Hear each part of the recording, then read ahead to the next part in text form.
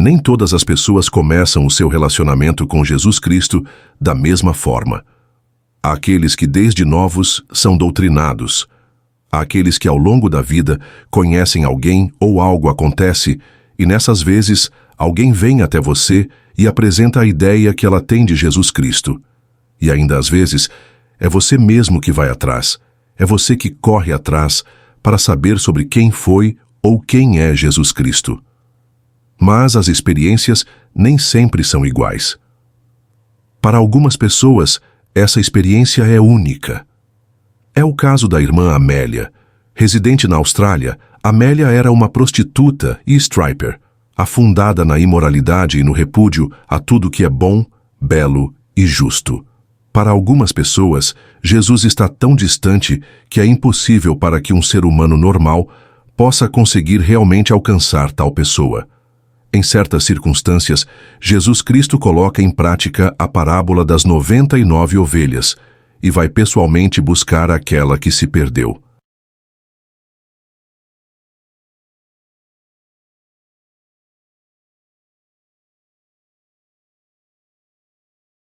Total and complete body paralysis on the tattoo table, and then next minute, God threw me into the hell that was prepared for me when I died. And suddenly I break out of the tunnel and I'm just hovering in this brilliant, bright white light. The brilliance of this light, if you're in your fleshly form, you'd be...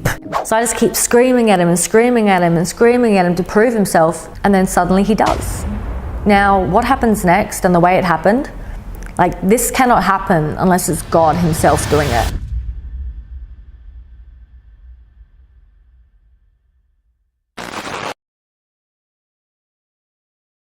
So why don't you just start off by telling us a bit about yourself, who you are? My name's Amelia Russell. I'm 33 years old. Used to work disability. Now I work from home, which is actually a blessing, so I get to play with my dogs all day. So that's pretty sweet. So I was born in Adelaide. Yeah, I used to live a very, very sinful life. I was a stripper and a drug addict. Obviously I wouldn't strip where I lived, so I'd be flying in and out to Canberra and to Sydney, and I was living in two places at once. And my housemate in Sydney was like a drug dealer. I had, unlimited free drugs. I was doing cocaine and pretty much anything I wanted every single day. Completely, absolute drug addict. I was a criminal, all my friends were criminals. It was really, really bad, a lot worse than what, people would think. What was it like for you growing up? Did you grow up with Jesus in your life? Did you go to church or anything like that? Or how did you grow up? What was your family life like, your friends, school? Yeah, I grew up. My dad was a Christian and he used to take me to church. I just kind of went. I don't really think I really knew, I just kind of went and just followed what they did.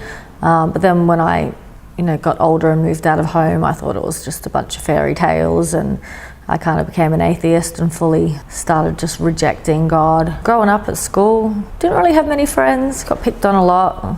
I was that kid that got bullied. I was a bit of a tomboy, just spent most of my days just riding my bike, and I'm glad I didn't grow up in this generation, otherwise they would have convinced me to have a sex change or something. The world's going crazy.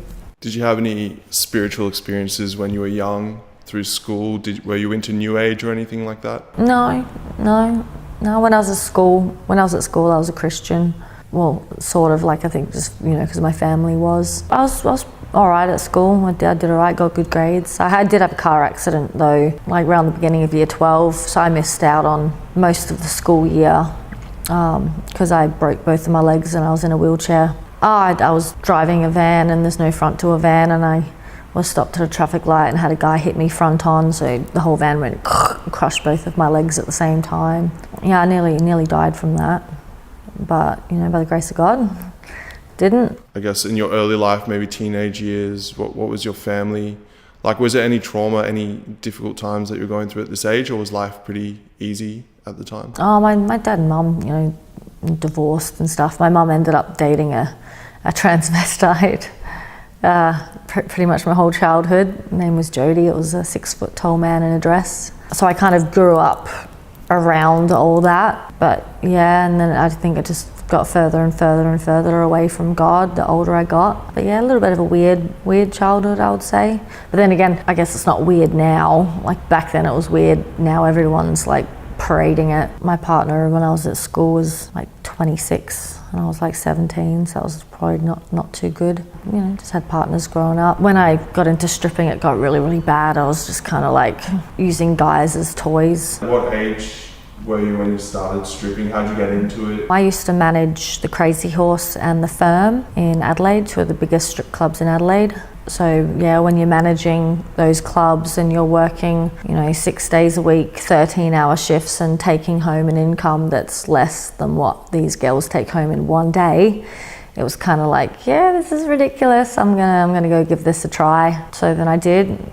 I left Adelaide, flew to Canberra where I figured no one would know me and started stripping so I could make big money. Is there like a particular night that you can remember where something happened, or walk us through a typical night, a big night for you? Oh well, see, the clubs I was working in King's Cross, they were just rotten clubs. Like the owners of the clubs knew like that you were selling drugs. Like I would sell drugs in the club. It would be like I'd say to someone, you take me for 1 hour down, like dance upstairs, and I'll sell you this bag of cocaine, and then we'd take them upstairs, just rack cocaine, bag after bag after bag, just keeping them up there until the sun came up. Because these clubs, they either turned the cameras off or had areas in the rooms that were just not covered intentionally, so we could get them up there and just absolutely rort them with drugs, get them off their heads, so you just clear out their bank accounts kind of thing. It was wrong. It was really, really wrong. When you work in that environment and you see the most putrid men, like it just puts a bad name on men. And it got to the point where I just despised men. Like I'd just be like, I'll just look at someone and just be like, what a putrid, like disgusting man. Like I'm gonna rip him for everything he's got. Because you see the worst of people. You don't see the best of people in those places. And it just kind of makes you loathe and detest those people. So you kind of take pleasure in rorting them, which is bad. Your mindset in there, like a lot of the girls in strip clubs are lesbians because they see the worst of men.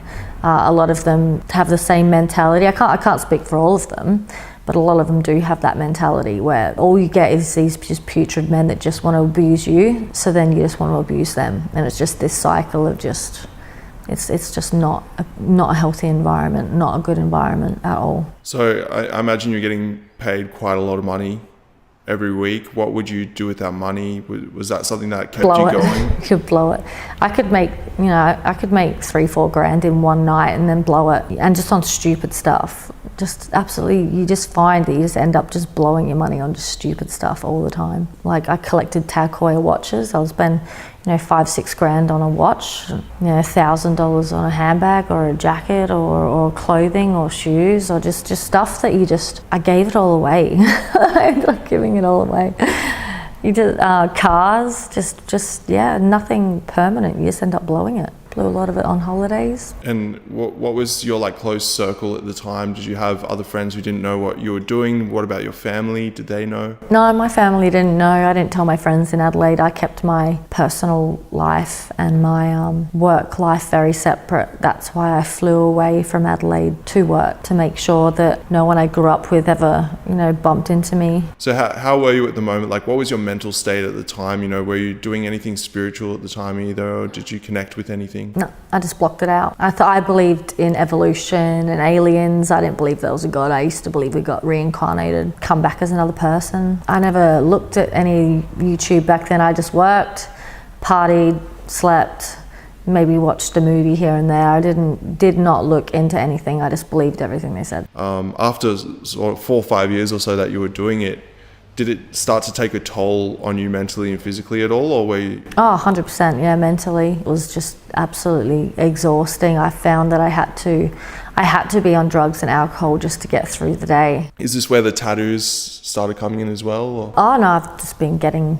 these since I was about 18. No, it's kind of just like one big one. That's okay. That is tricky. I don't know, they all connect, it's the whole body.